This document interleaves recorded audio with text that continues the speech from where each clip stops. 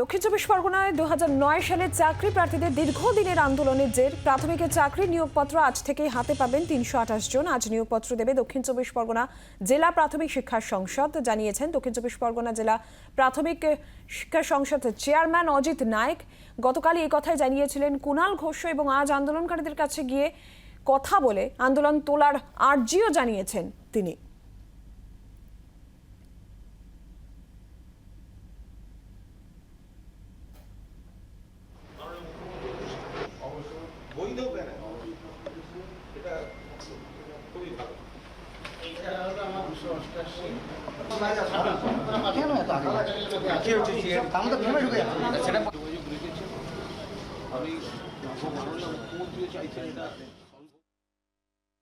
আগেও বলেছি, আজকেরও আমি আপনাদের মাধ্যমে আবেদন করব, অনশন করার কোনো কারণ নেই, কারণ তাদের যে দাবি 1834 ফুলফিলমেন্ট এবং 5% অ্যাডিশনাল প্যানেল, সেটা যারা যোগ্য, যারা নাম্বার পেয়েছে সেভাবে তা ডিপার্টমেন্ট অনুমোদন করেছেন এবং আমরা এক্ষুনি সেটা ওয়াল আপ করে দেবো।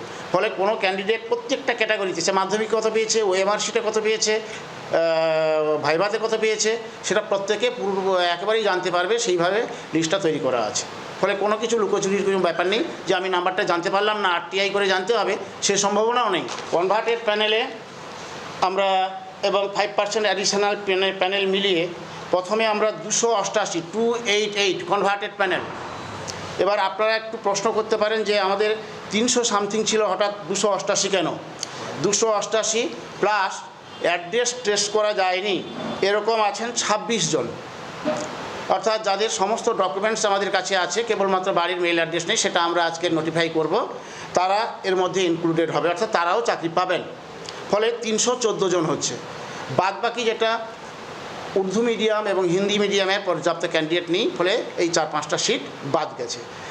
আলটিমেটলি যে 1834-এর যে টার্গেট, তাতে যে কনভার্টেড প্যানেল 300 সামথিং ছিল, সেই 314 জনের নাম আজকের প্রকাশিত হবে।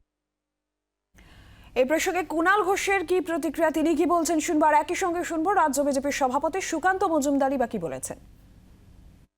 এটা 2009-এর প্রাথমিক শিক্ষকদের দক্ষিণ চব্বিশ পরগনা জেলার একটা প্যানেল। এটা দীর্ঘ ডিসপিউট, দীর্ঘ জটিলতা ছিল। ওনারা যোগাযোগ করেন এবং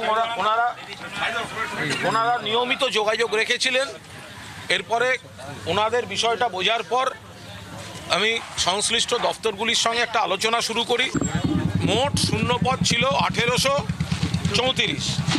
তো 1834-এর মধ্যে প্রথম দফায় 1500 চাকরি নিয়োগ হয়েছে, বাকি ছিল 328।